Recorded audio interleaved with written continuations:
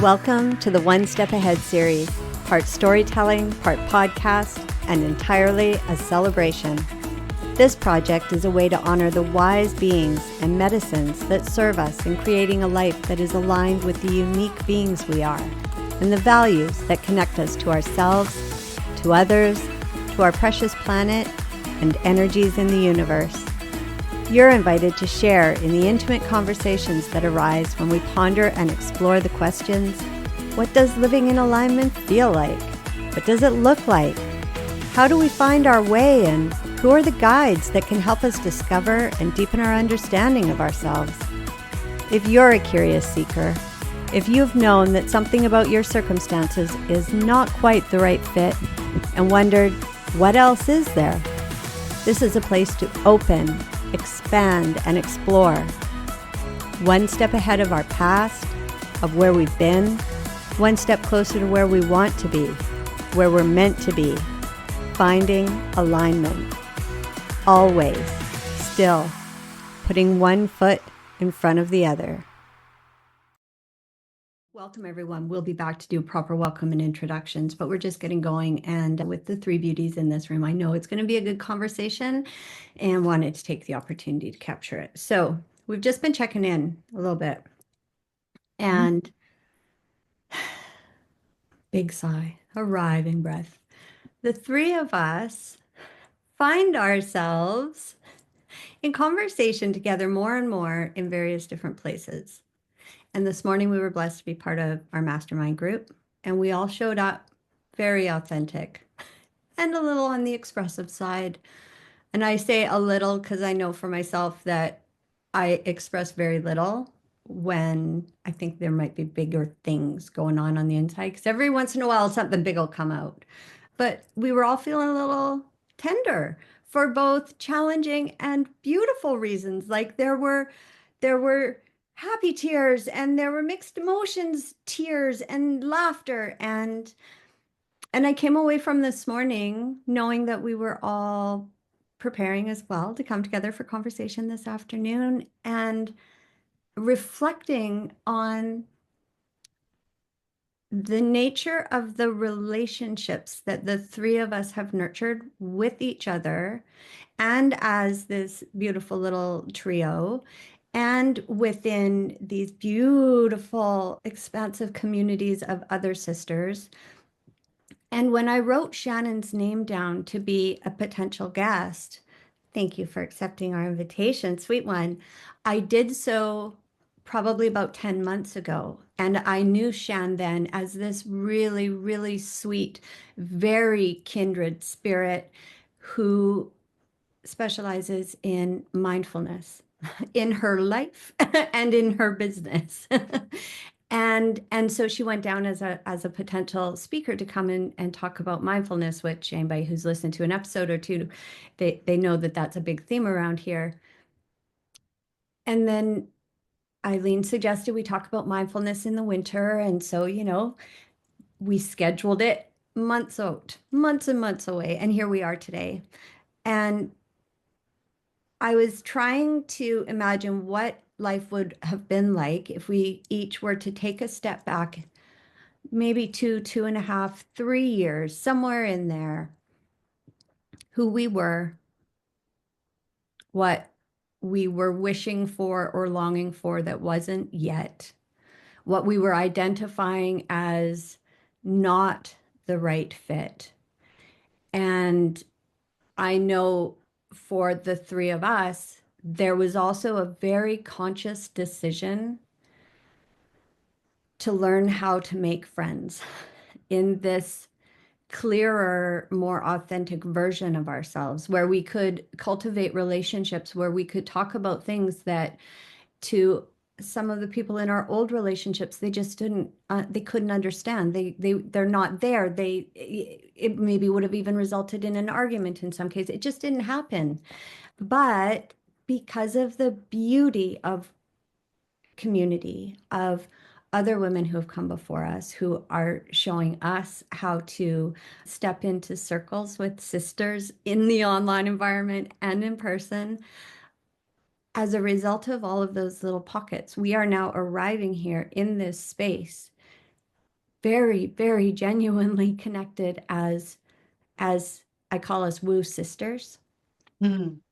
As woo sisters, we recognize each other for where we are on the journey. We identify with the type of work that we're choosing to do. And by work, I mean the all of it that starts within ourselves and then trickles out to those we serve. And what an exquisite example of alignment, that alignment has brought us three together. And I've been reflecting on all of these pieces and just thinking, wow, we had no idea this is what it was going to turn into. And I myself am celebrating friendships in my life, really for the first time ever. And I'm so, so excited, but I'm also so touched that we can arrive in this space. We are all bringing everything that's here with us. And I think that the conversation is going to flow a little bit more differently because of where we're at. I think it's going to be a very different conversation than if we had come together, say, in April of 2024 or something like that, where it would have been very much focused on, Shan, please tell us about your journey and mindfulness. And at this point, we really want to hear all of that. And I wanted to acknowledge to the people who are watching that that the alignment and the presence of the three of us here sharing a conversation because we want to share with you who chooses to be listening, it's a ripple effect. So if there's a little part of you that's waking up to wanting more sisterhood in your world and in your life and not knowing what that looks like, we're an example of how it just happens when we are brave enough to step forward, to show up in community, to engage in community, and to really, really honor and pay attention to the gifts of all of the sharing from all of the sisters that come our way as a result of that. Like we just grow and expand so much. And it's really easy to feel loved just by stepping into a space like this.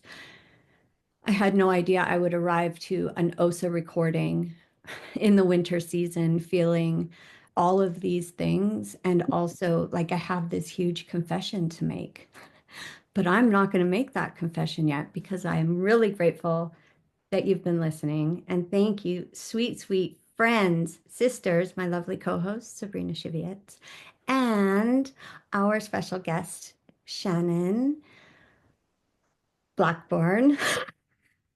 I always, you would be amazed, Shan, how often I have to slow down and find Blackburn, and I see it spelled out in my brain every time I do that.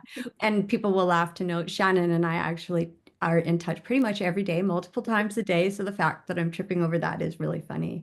And a beautiful example of the foggy brain that has been ruling my world lately. So thank you both for being here. Shannon, I mentioned, well, she's here to speak about all things mindfulness. She also is an incredible Reiki practitioner. I say so having had the opportunity to receive distance Reiki from Shan, and I've also requested Shan's support with Reiki and ceremony just to help clear energy in some areas of my life. So thank you for all of your gifts, Shan. And I think there's really no better topic related to alignment and authenticity than mindfulness. And so I would really love, first of all, to leave a little space if anyone cares to respond to that whole big long tirade, ramble, speech, soapbox, I don't know. Welcome. I just like to think of it as my welcome. And then I would love to dive into a little bit more the role, maybe even starting where we are today and how mindfulness and energy work is really infused into your day-to-day world and how that serves you in recognizing alignment and or misalignment in your world. That was lovely, Sheena. You almost made me cry. Tears started to flow. I know. I saw you. I saw you. And I as do. I was on my walk today, and as I was about to come back to the house, I had this thought. I was going through stepping into space with the mastermind and coming together in community again, and this feeling like my heart is just being forced open, which is an uncomfortable sensation for me. I'm very good at building brick walls and surrounding it with roses. And then I have these little dudes with their like axes that will fuck you up if you come near me. So to like bring it all down and to feel really open and connected with people is at times quite challenging.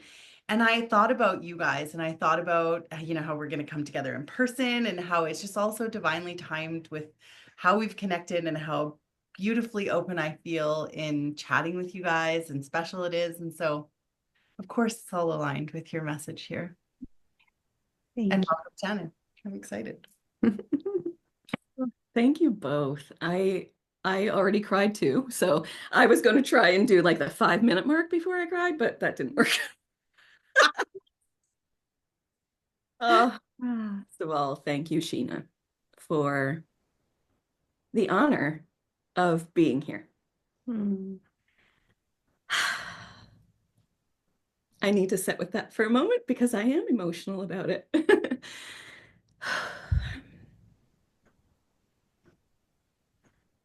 The awareness that comes through when we sit in rooms with women that we trust fully is right here, and you can see it. The relationship that I have with both of you is so very different, but I'll say, and so damn good in so many ways.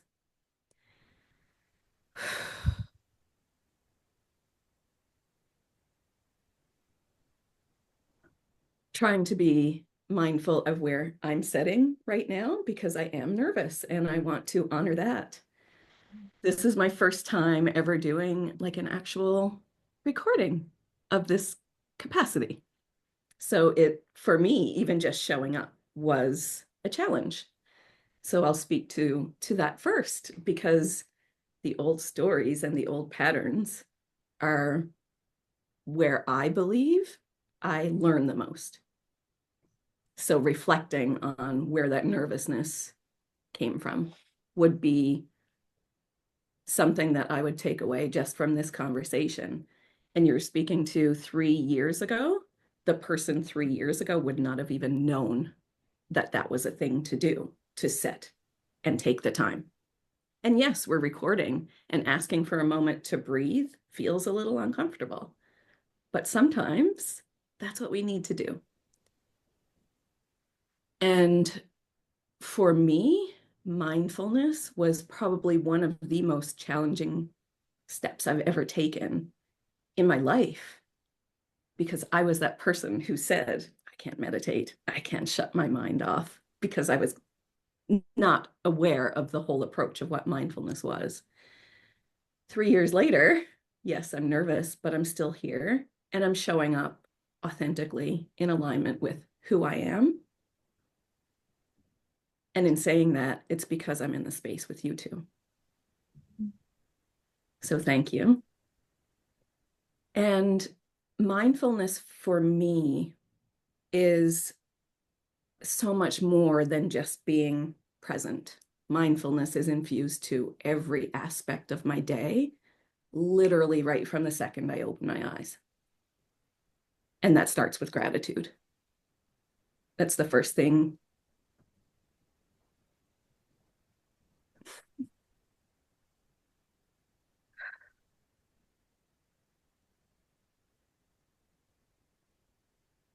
Because a lot of times we still wake up with the busy mind, no matter how much work we've done ourselves, no matter how much training we've done or how much practice we feel we have, it still happens and it's still difficult. But the first thing I do when I open my eyes, no matter what time of night it is, because I struggle with sleep, is to say my gratitudes. And I think that's where everything changed for me, and how this path just fully opened up fully, really, was when I sat in gratitude. And I think gratitude and mindfulness go hand in hand so perfectly, so beautifully. And that's what led me down the path of curiosity and discovery, was literally taking that first step to gratitude. Without asking Shan for you to dip back into storytelling too much, a number of practices actually came into your world at a time where you really were needing a new medicine. And I wonder if you would speak a little bit to recognizing the call towards it, to maybe it's even speaking a little bit more around feeling into what that curiosity, how that might have presented, just a little something that might help other people see how to recognize it within themselves. I think for me, Sheen, I was going through a really big loss. And because I had been doing this work for a few years beforehand, I felt like I had some tools in my toolbox that I could fall back on to support me. And I had two amazing coaches in my corner at the time who were literally in my pocket, who I could reach out to. But all of the, I will say, my old practices were not what I call working.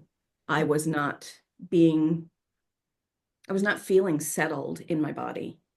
And I use shaky quite frequently. And I mean that in the nervous system sense. I knew enough to recognize that my body was not okay. I was not setting in alignment at all. So I think recognizing first that my practices that I had been using for a very long time daily weren't working anymore. So my first step was to look into those practices, give them, because I like a challenge. I like to give myself ample opportunity before I drop things. And I don't want to say drop things in a negative way, but I don't want to just give up. Say I've been practicing meditation for 5 years every day. It's not something that comes very easily when I can't sit on my cushion. So I judge myself quite harshly. Leading from that judgment to a place of knowing and understanding that I have to do this work. I can't push it down like I've done before. And the awareness is just something that I can't ignore anymore. It shows up in so many different ways in my body that I know I have to do something different. And that's what was happening for me. I was sitting on my cushion with no results.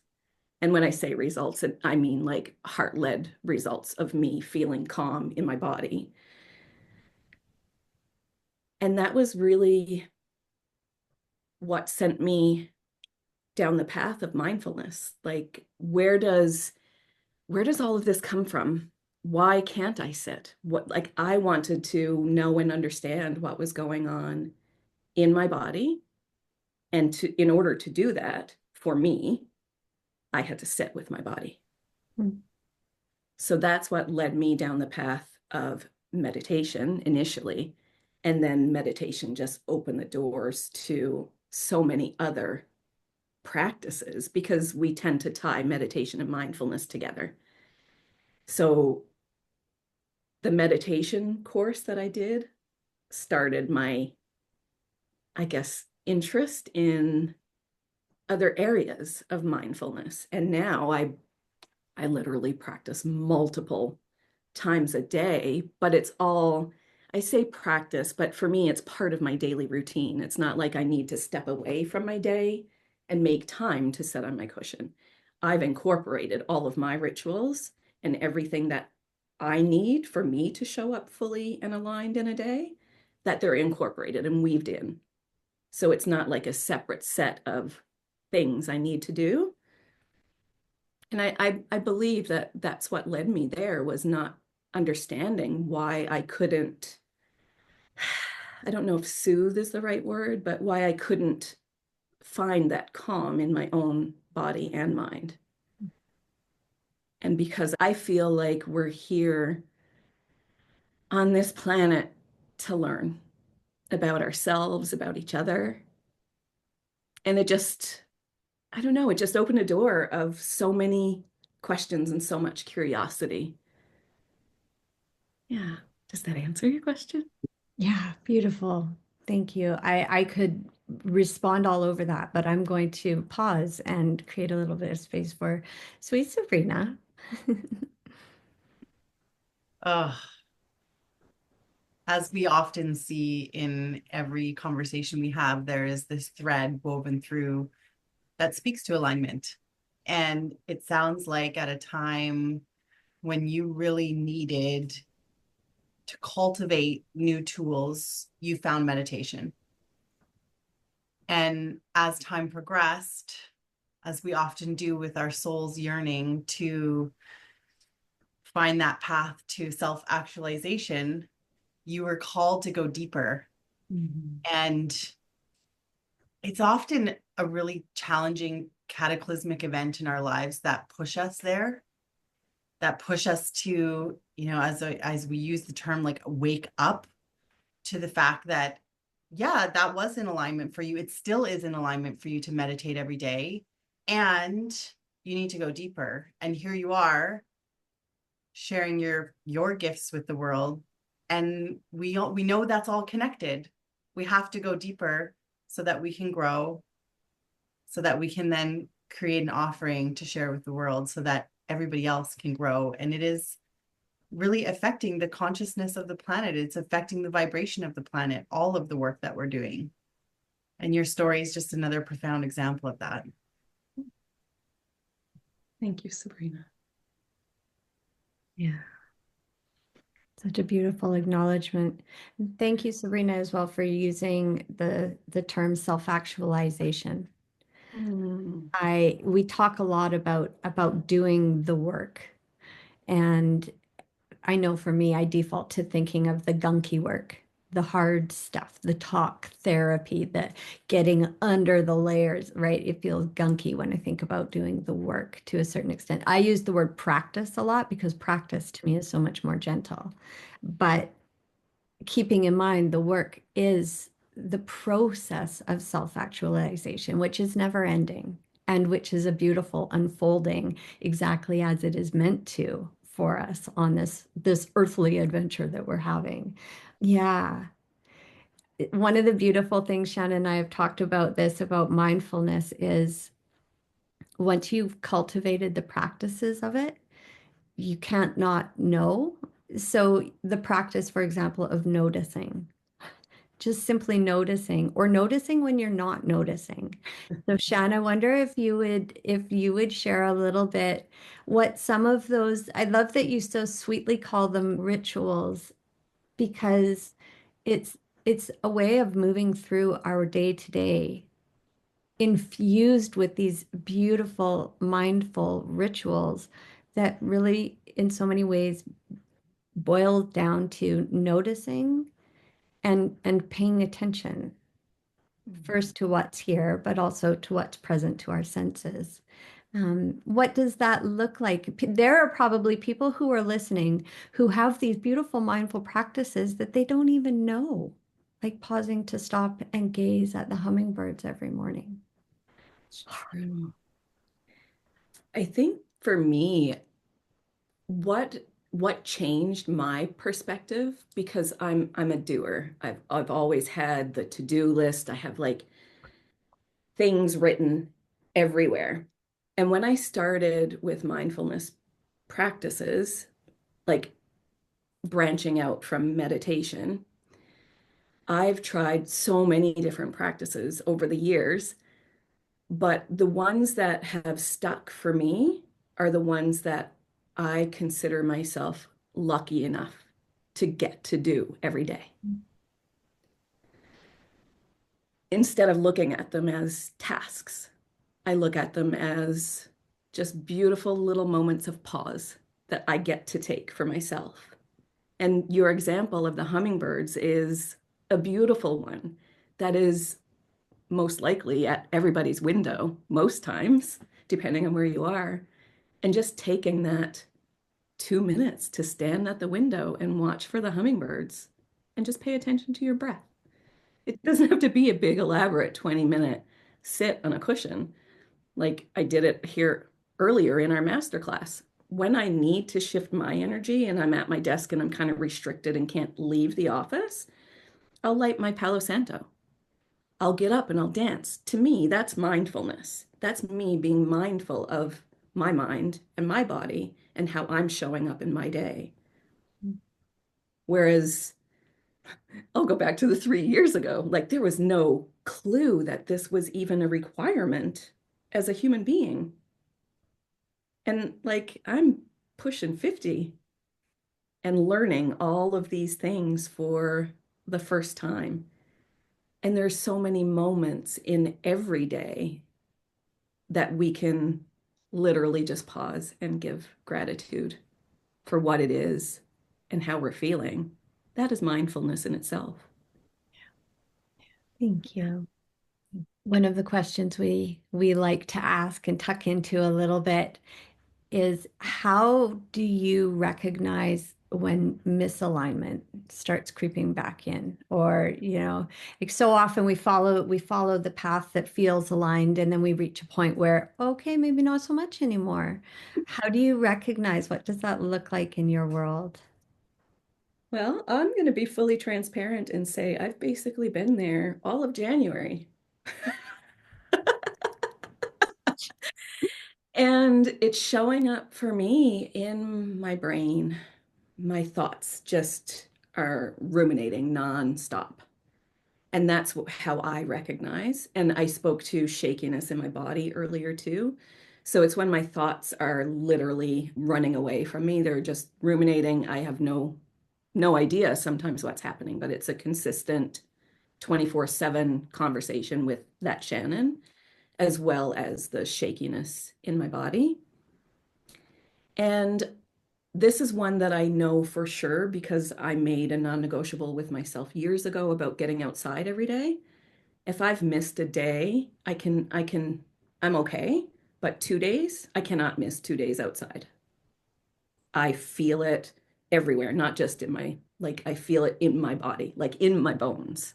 Mm. Because that to me, getting outside is a non-negotiable. It's every day. It literally changes my energy, my mind, my mood, absolutely everything. So I think it takes a lot of practice and a long time to sort of become aware of some of these things and also a willingness. Hmm. Because unless you're, I'll reframe that from where I sit, if you're not ready for mindfulness, when you set to practice, it's not going to be as, I don't want to say effective, but you know the point that I'm trying to make, right? Like if you're not in the right space, the right frame of mind, sitting on the cushion is not going to be where you need to be. Yeah. If you need to move your energy around, you need to get up and dance. You need to go move your body.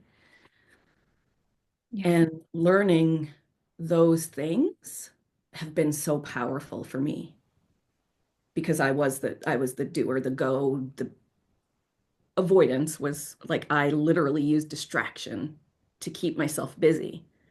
So when I slow down, I recognize those things in my body. But you have to be willing to look at that. Mm. And not everybody is. When I slow down, I'm able to recognize those things within my body, and you're willing to notice and pay attention. A couple of things I would like to acknowledge with regards to sitting on your cushion. Cheers to everyone who's curious enough to try. Thank you for everyone who finds peace there. It goes all the way to the other end of the spectrum where being isolated on your cushion alone with your thoughts can actually be very unsafe. And so if that is not feeling good, honor that And especially when so many of us have come up in a world where we're taught to sit and be quiet, regardless of what we can feel and sense going on in here.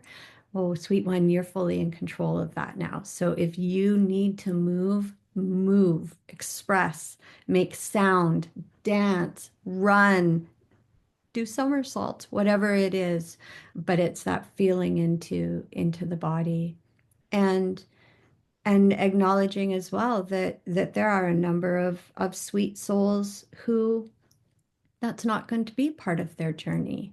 And one of the beautiful things about mindfulness is a deep, deep appreciation for I am having my journey and you are having your journey. And your journey is not for me to fix or affect in any way. Should our paths come that way, maybe I get to infuse some love in it. But that's one of the beautiful things about mindfulness too, right? Loving kindness prayer. I used to use that so much when I would be riding the bus downtown because my heart would just be breaking, breaking, breaking. But when I infused loving kindness prayer, I knew that the vibration of love was the greatest gift that I could send out towards anyone who caught my heart, but learning to respect. I'm in my lane. Sabrina had a big hand in this, right? Whose lane are you in? You drifting? Come back on course. Mm-hmm. Mm-hmm. Hmm. I want to speak to, you said something really important when you were speaking earlier about the practice that you've developed. And you said, I'm grateful I get to do the mindful practices every day. Mm. And it felt like, there's this part of you that acknowledges we get to, but we also choose to. And Mhm. I think there's a really important message there because I use the term, you get to choose easy now, or you get to choose easy later. And easy now is actually not tuning into the body. It is living a life where you're not present, where you are governed by somebody else's schedule or idea of who you should be. And in the moment, it feels easy because you're not sitting on the cushion and you're not sitting through the fucking discomfort of going, should I be thinking? Should I not be thinking? I thought my thoughts are supposed to stop. What's happening right now? And wanting to just like jump out of your skin. But when we choose easy now, later sucks. Later becomes something bigger. And we're all a testament to that. Anxiety, depression, suicidal thoughts, inflammation, disease, like we know what comes for you in the end. And so if we choose hard now, which in the beginning we know is challenging, it's uncomfortable to sit through that. No different than it is uncomfortable for someone who says, I'm too busy to take 2 minutes to look at a hummingbird. That's crazy. When you look at all of our journeys, everyone we've interviewed so far, to think that someone can't take just 60 seconds to observe a bee just bumbling around the little clovers and how much of a ripple effect that would have on their lives is crazy. Right? Yeah. So I think the statement you made about feeling grateful that you get to do those mindful practices in that is true on one hand, and on the other hand, as just like beautiful humans experiencing this beautiful life, do we not owe it to ourselves to even just slow down and pause and experience those things? Yeah. I felt like it was a little bit of a rant, but it felt like it needed to be said. I pulled this out of a granola bag, oddly. I'm going to read it to you because I did a post on it recently. And it said, the trick is in what emphasizes. We either make ourselves miserable or we make ourselves strong. The amount of work is the same. Ooh, sure it is. Yeah. Yeah. it's hard being in a shitty mood and feeling stressed and living in the chaos. Yeah. Yeah. And it's a lot easier once you choose self-actualized path. Mm. At the risk of totally derailing our conversation, I'd like to dive into that a little bit. You do that a lot, Shannon. I'm along for the ride. So this whole art project of mine has been on the theme of authenticity, and I have been also using it as a fun for me and a fabulous way of connecting with others to practice being visible and vocal in the world because I've had a number of incredible mentors, teachers, friends really encourage me to do that. So I have been. And again, January, there's mucky energies, big things are moving. We know we've got an episode by Avalon. I think actually that will air just before this, and that helps explain some of this. But it was, again, just today, I think, where Sabrina encouraged me. Sheen, I'm going to call you out a little bit. So I've been thinking about, okay, being visible and vocal. I hang out with my friends in OSA. I have a great time. I try to talk about my work on social media and I completely freeze. And I have been very aware of these differences and curious about what that means. Certainly feeling some misalignment with socials. And I've started to wake up to this whole different level of self-actualization where I feel perfect timing as I too am getting close to 50, very close. I've gotten really good at being the old version of me. Like I have gotten I as far as I'm concerned being here in this space, creating this project, being part of community, I have reached the best version of the old me. The old me who learned to speak appropriately. OSA is acceptable, right? I'm not making big waves over here, but I'm practicing. I'm showing up. People have told me that's what I'm supposed to do. I've gotten really good at practicing mindfulness to the degree that when I'm still, I can't help but hear the truth. And the truth that I'm realizing now is I have, like, I'm at this beautiful turning point or opportunity to say, I'm going to sit on the bench over here and I'm just going to ride this out and take in the scenery.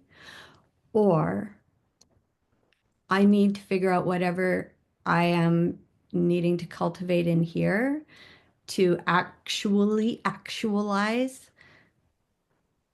the new, even more authentic, more aligned version of myself. And parts of me are really freaked out and they're so fucking tired they don't want to.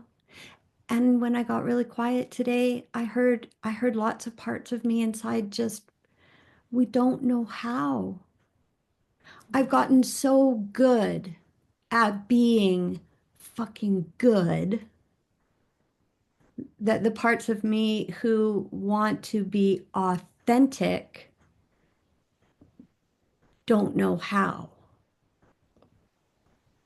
Just enough of authentic me. This is fully me. My heart's always here.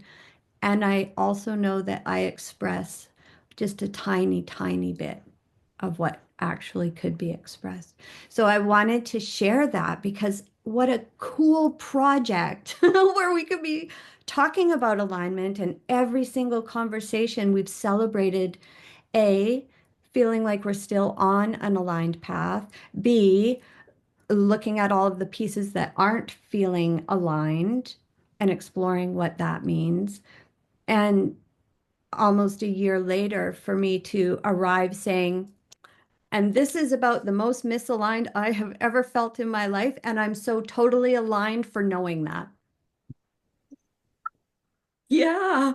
It all the sense. You just think that's what's happening in January of 2025 for everybody? I think it is happening. I think there are a lot, particularly in the woo world, of woo sisters where, and it's year of the snake. I need to be dipping into that history and the wise ancient wisdom there, because when I saw a picture and I read the word shedding Mm. there, I felt it in my body. I felt it in my body. And anyone who's known me for quite some time, I literally am growing into a new physical form. I am growing into a healthy, nourished, and strong body, right? So physically, I'm already making that transformation, but there are so many sweet parts inside who are freaking out and they don't know what to do. So no wonder it's foggy up here. And we don't, the babies waking up, we don't expect them to know how to do all the things, right? We just tend to them and teach them and hold them as best we can. I just still think you're being really fucking hard on yourself right now. Because, like, as I Really? listen to you speak throughout this entire episode, you articulate yourself, always have, so well. But the way that I can hear the way you speak has evolved since episode 1. Go back and watch the first 3. I will. Truly, you like it's already happening. Yeah. Surely every one of us can admit that there's this little voice in the back of our head that says, you're not going fucking fast enough. Oh yeah. Absolutely. Always. Right? We can't shed our skin so fast that we have to walk around naked and exposed. Like, that sounds fucking terrifying. Yeah. It does. Right? I think the biggest lesson that I've learned in the past several years and all the work that I've done with breath work and the various different types of healers is that those moments where I force myself to grow faster than my nervous system is capable of, I fucking fall flat on my face. Mhm. Every time, which is probably why you guys all see me cry this morning, because I'm going into breathwork training on Friday and I know that's going to blow me open again. And I'm a little nervous about it. Yeah. Right? Yes, I have the support. I have people in my corner. I actually know how to integrate this time. I did not know how to integrate when I used breath work in the bigger capacities that I have in the past. But everything led me back to I have to get slower and move at a pace that my inner child and my nervous system is capable of moving at. And so who's driving that bus of like, I need to do this faster. I need to do this more. I need to, step into speaking my truth more. You have been. You are. You literally are doing that. Mm-hmm. Mm-hmm. Every day. Whose show is this? Oh, I love being in conversation. You know, Shan, you said this right at the beginning of arriving in a space and there's just love here. Yeah. And so thank you for calling me out. And I'm really curious because I've been feeling like, yep, I finally figured it out. That's exactly what's going on.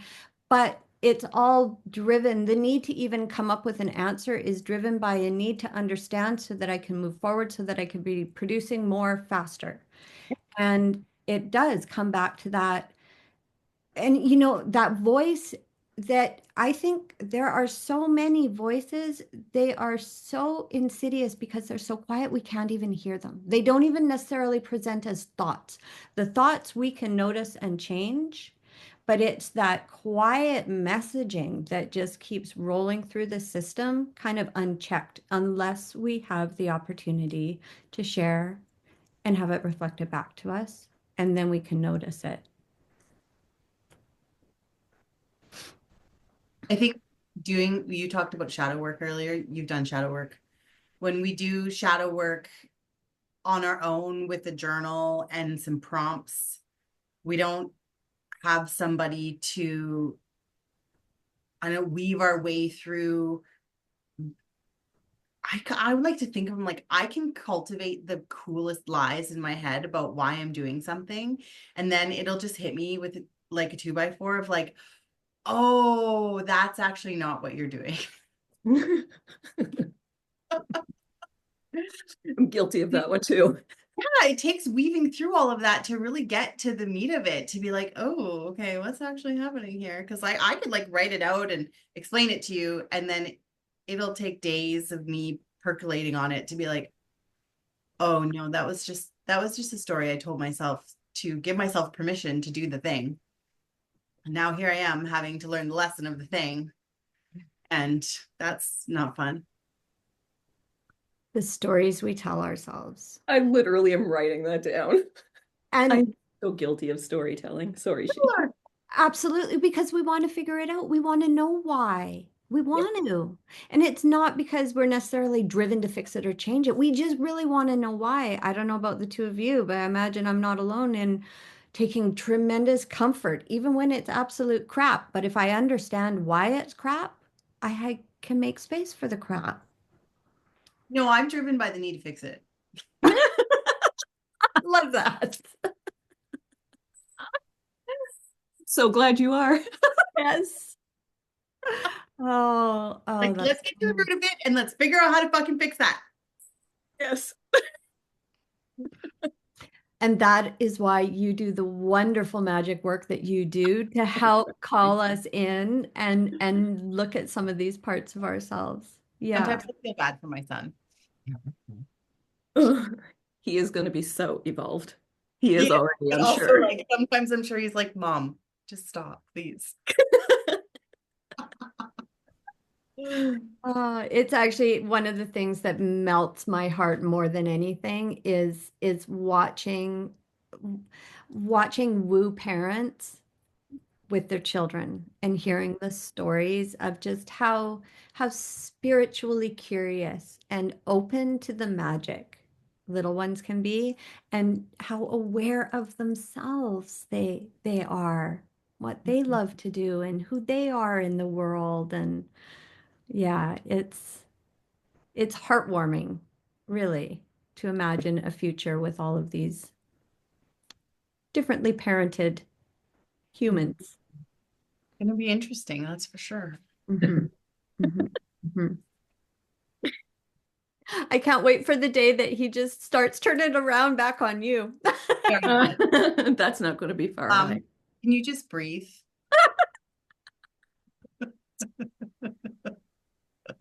Oh, fantastic. Fantastic. I wonder, I think now would be actually a really sweet time to tie in a little bit more conversation around values and how we talked about the importance of going slow. We talked about the importance of nourishing our nervous system, our whole being. And these are non-negotiables, I think, for all of us. And I think for a lot of people who are stepping into doing the work of self-actualization and having a look at some of the pieces that are maybe affecting us in not great ways. And I wonder about, again, mindfulness is part of who you are, and it is infused into all areas of your world. And I wonder if you would share a little bit about how you use your values to choose the practices, the ways of being that are aligned for you. You mentioned like there's a world full of mindfulness, different activities and practices, and the ones that are meant for us stick for a reason, right? Maybe you could speak to that a little bit. I have quite a few that are regulars, but I truly change up my practices quite frequently. Other than writing and meditation, those are my two, like, and getting outside. Those are three non-negotiables, like every single day. And when I say writing, it's not to sit and write 5 pages. It's just I I brain dump first thing in the morning. So when I wake up in the morning, I sit in my bed, I breathe, and then I write. That's the first thing I do before I get out of bed after my gratitudes. Like that's how my morning looks. So writing is literally just a brain dump to get everything. And this is where the gunky bits come in for me, because when I wake up, my brain just starts going. So getting all of that out on paper helps me show up for the day more fully. And then, excuse me, I always come here in my office. You can see I have my altar behind there. So depending on how I feel, because I have quite a few tools there, I always use my rattle because I shake the energy off. As I'm shaking my rattle, I shake my body. So like moving the energy around. And I have a singing bowl and I have some tuning forks. So it's basically moving the energy for me before I don't want to say fully aware, but you're groggy. You've literally just done your sleepy writing and your sleepy breathing, and now you're coming in here to sort of wake up and start your day. I call it starting my engine. People put their face on in the morning. I start my engine in the morning by literally standing here. So it could be my tuning fork, it could be the singing bowl, it could be both, but I generally come in here, and this is where I shift my energy and prepare myself for the day because all of my tools are in here. Does that answer your question? I don't know that it specifically answered what I asked, but I think it was a beautiful, beautiful description of the mindfulness and infused in your day and reinforcing the importance of having that sacred start, right? Your gratitude, your writing, your, I love that, starting your engine and your time outside. We didn't name specific values, but it's I think pretty clear what's important in your world. I think realistically, for me, living in alignment with my heart, and that could be different every day. The core is still the same. My values are still the same, that I want to live authentically as who I am in this world, because I truly feel like this is the first time in my whole life that I am. Mm. So I think for me, it's just showing up fully as Shannon from the heart and sharing from the heart, because I feel like vulnerability and sharing openly and honestly are probably, I'll say, in the top of my values. And anybody who knows me truly understands that. I literally say what's on your heart. I apologize if it makes you feel uncomfortable, but if I love you right from the beginning, I'm going to tell you.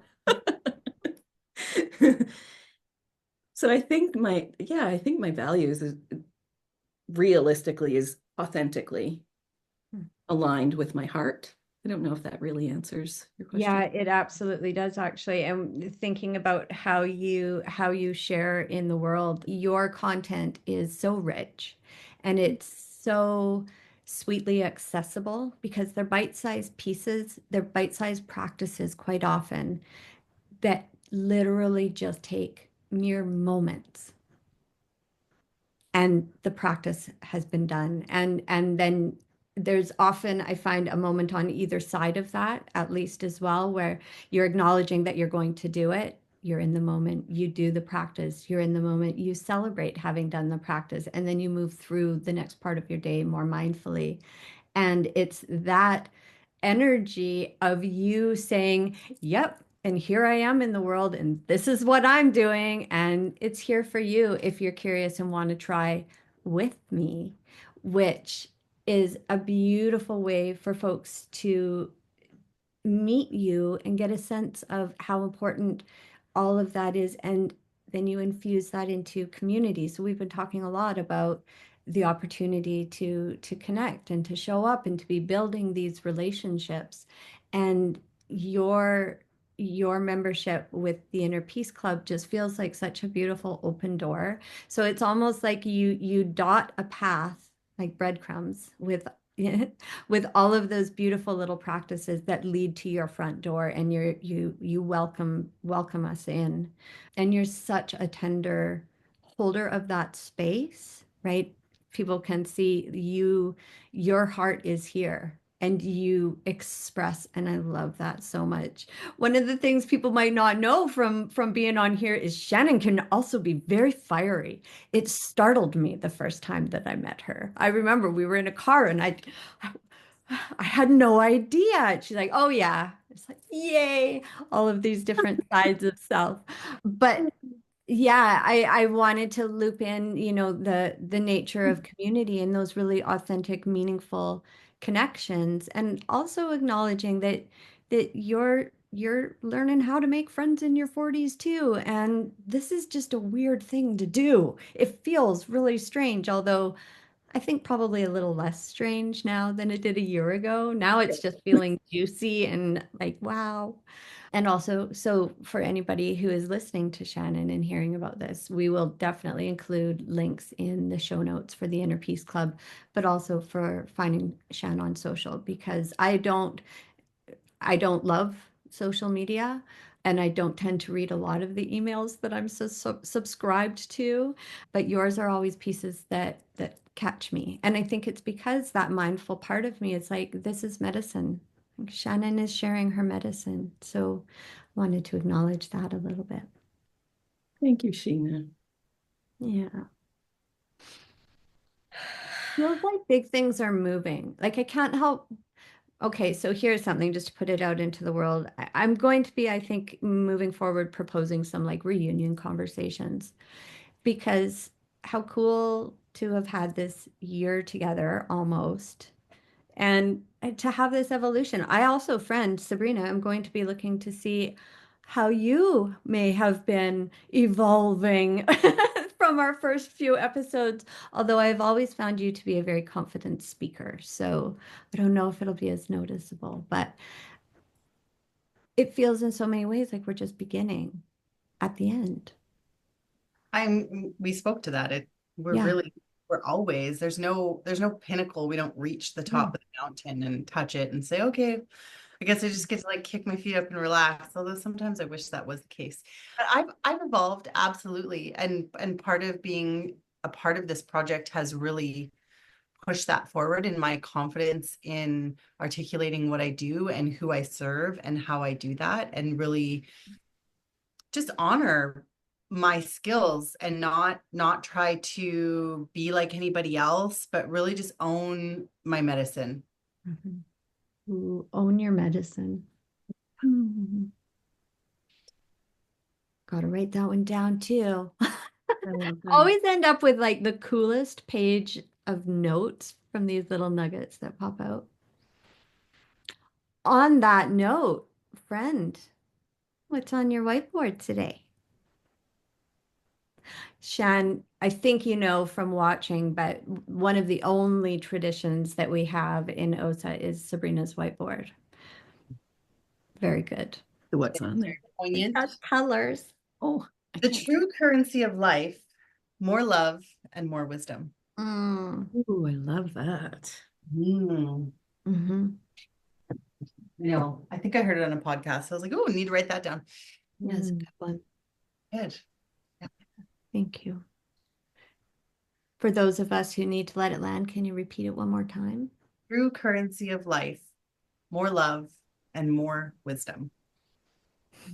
Thank you. Which I just want to bring full circle to our day, collectively, because we spent some time in that container previously.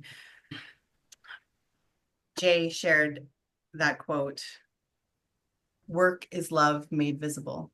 Mm-hmm.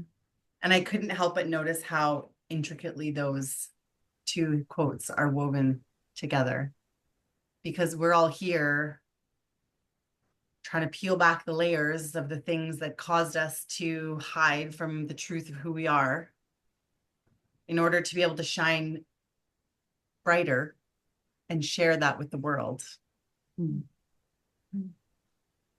And fully acknowledging with heartfelt appreciation that all of the things that it can feel like we're trying to shake off or move beyond are us. Oh, We are because of all of that. for me, that can be a really potent perspective shift to remember that. So instead of fighting the frustration of the foggy brain, maybe what's here for me with this foggy brain? You just wrap it in some love. And I came out of the gate in January loudly declaring, we're hibernating, people. It's winter time. Don't have any expectations. And it's like every day I get further into January, it's like the cherry blossoms are coming. It's almost February. Your birthday's in March. Haven't you figured all this stuff out now? Because rest time is over. And I'm just sitting here going, but no, it's not. Still sleeping. Maybe that's because you haven't given yourself time to actually sleep. Maybe, but I feel like I sleep a lot. I know. I honestly, it's not just me, it's everyone. I have slept in for 2 weeks straight. I'm like, it makes the mornings a little bit rushed, but I just can't bring myself to get out of bed right now.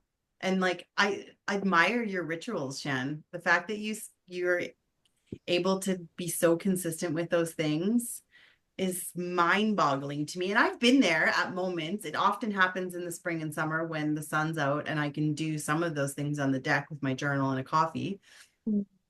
But yeah, I really cannot force myself to get back into this routine right now. My body just is fighting me at every turn. I'm like, fine, I'm just gonna lay here in my cozy blankets with my puppy dogs. Cheers. And I am on the opposite end of the spectrum with the not sleeping. So that's what's helping me stay in routine and stay focused and to be able to show up for my day is sticking with those rituals and those practices. Yeah.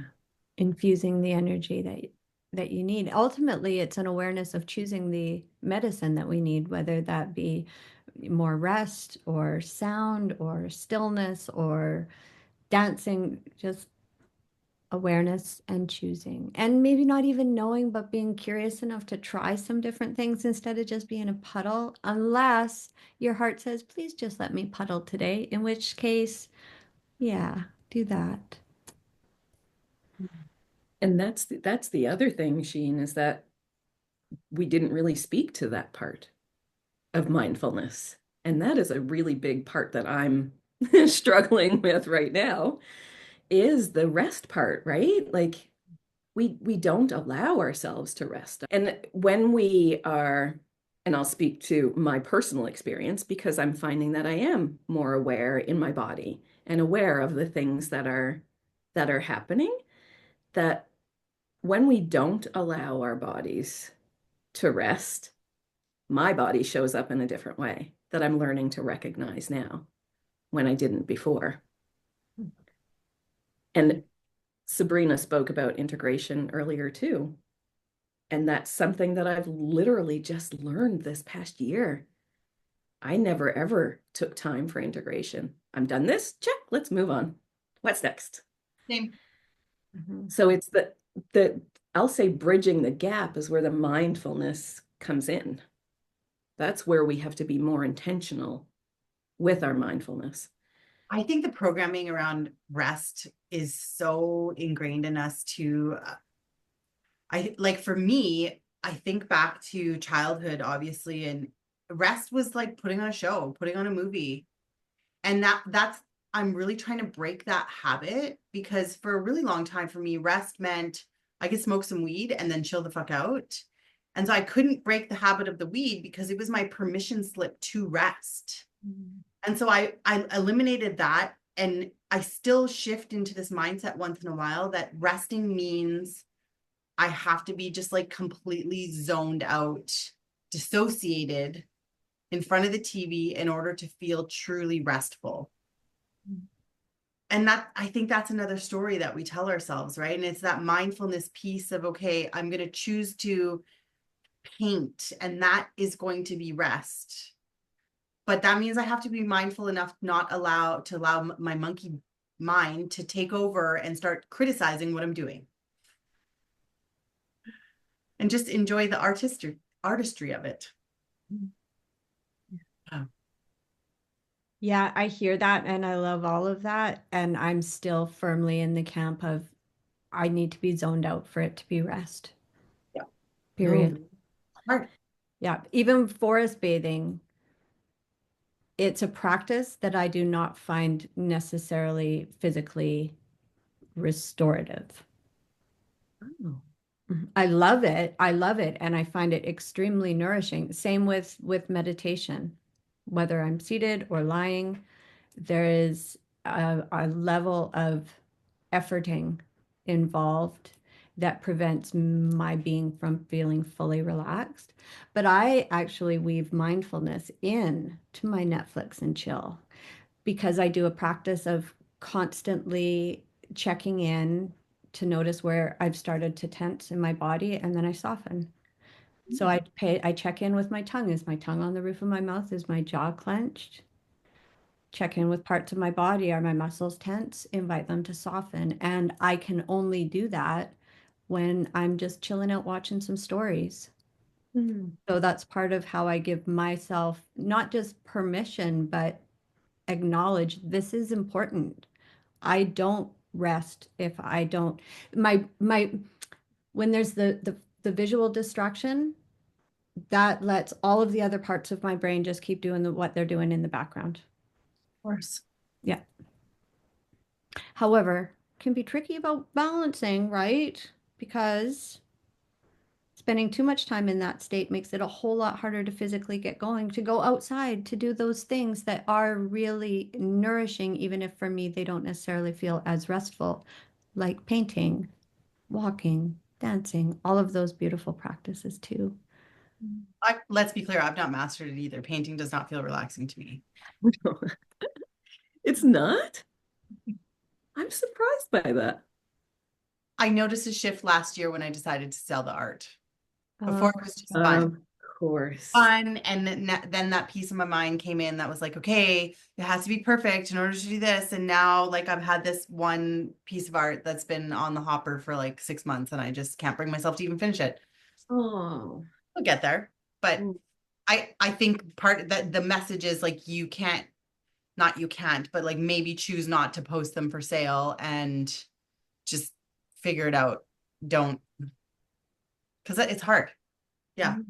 Right. It's like anything when you're trying to create a guided meditation that you know that you're going to post up and it's going to be something that somebody you're going to listen to, you probably criticize it a little bit more. Absolutely. Yep. I've learned to quiet her down a little bit, but she's Right. always there. Shut the fuck up, Nancy. Yeah. I highly recommend coloring with crayons in a children's coloring book. Oh, I color with my son all the time. That is the only time that is relaxing. And it's not relaxing because he's become his own little perfectionist. And then I have to like be talking him off the ledge of perfectionism and I'm like, what the fuck? It's wild. Oh, You know, starts young, man. it does. It Yeah. really does. Yeah. Yeah. And I mean, he's yours, so And his father's. I think it comes more from him than it does me. I'm just saying. yeah. I think back to moments when he was like 2 or 3 and I was really controlling and I was like, do it this way, do it that way. And, all of that just plays a role in how the little brain develops. Yeah. Yeah. Yeah. Doing the best we can, moment by moment. Yeah. Exactly. Sweet ones, this has been a beautiful conversation. I am so grateful to the two of you for being parts of my life, for being on this crazy journey together, doing the work together, getting to know ourselves together, sharing ourselves. Yeah, it's a treat. And I'm really grateful to everybody who's hung out for the conversation. Thank you. Thank you. Feels like it's been a little bit of a rambly one, but also a really juicy one. And I'm grateful for that. There's fascinating energy in the world. And so to come together and to have some tears, but to have way more smiles and some good laughs. I love it so much. Thank you, sweet audience, for tuning in. If you haven't already and you want to hear when the next episode comes out, please do hit the subscribe button. And I'm just going to put this out there that if you actually do want more of this, maybe start hitting the like button too, because then I'll see that and think, oh, maybe I'll do more. We will be back soon. We do have a few more episodes for our winter season, and I look forward to connecting with everybody again soon. Thank you.